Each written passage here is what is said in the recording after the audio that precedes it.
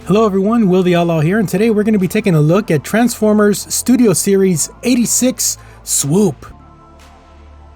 The Dinobots, one of the most popular and powerful teams in the Autobot army, is now complete with this release almost 4 years in the making. Swoop, along with Snarl, came along later in the life of the Dinobots team.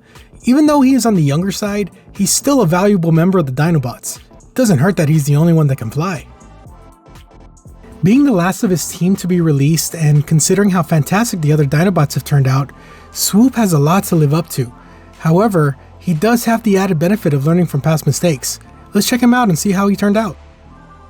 Looking at the figure itself, and Swoop has never looked better. He continues the Dinobot tradition of being big, bulky, and sturdy. It's pretty impressive considering Swoop is usually the smallest and most slender of the team. His molding is chock full of detail, and he has multiple paint apps to perfectly accentuate most of that detail.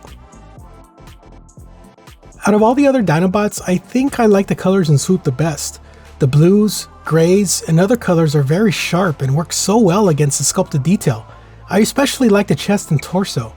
The combination of the pterodon head and pec pieces give it a nice layered look that I really like. The head sculpt is really good. I've heard people say that they don't like the head sculpt, but I just don't get it.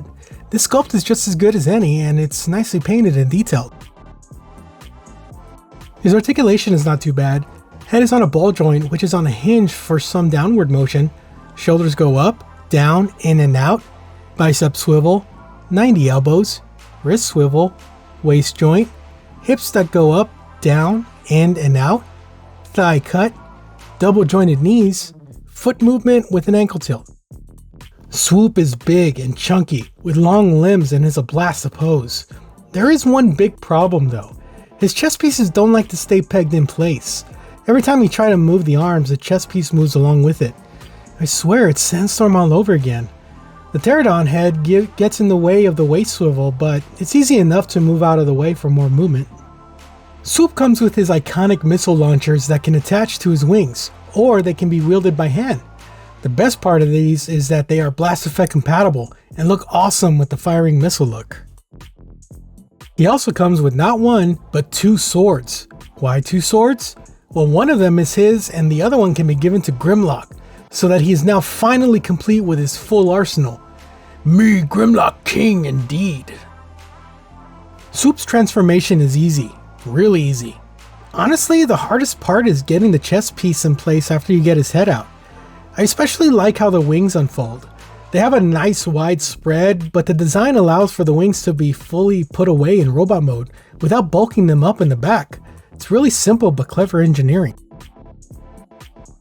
Dino mode, well, technically a pteranodon isn't a dinosaur, but I digress. It's just perfect in my opinion.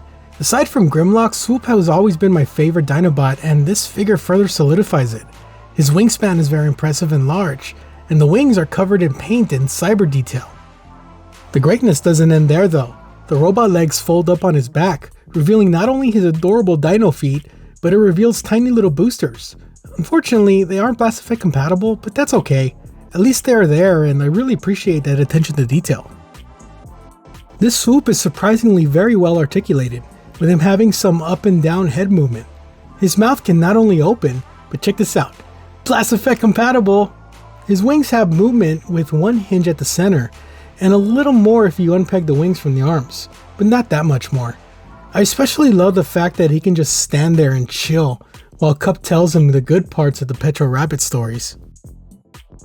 One nice final touch is the fact that both swords he is included with can be stored on his back. Very cool. I have a very accomplished sense of satisfaction completing the Studio Series Dinobots, and this is the best final figure I can hope for. Getting all these guys together is just something that an 80s kid like me always hoped for, and I honestly never thought I would ever get a chance to get a set like this. But here we are, and I feel great. All in all, after 4 years, and with the Dinobots team now complete, I can finally say with the utmost confidence that this is going to be the definitive Dinobot team for a long time to come. Bottom line, whether you have been collecting the Dinobots all this time or have none of the others, Swoop is a fun toy, and even without the others, he's still a great standalone figure. Well, that was my look at Transformers Studio Series 86 Swoop. Like, comment, subscribe, and I'll see you all soon. Laters! Check out my Patreon for early access to my videos and shoutouts on future videos. Join up and let's talk toys.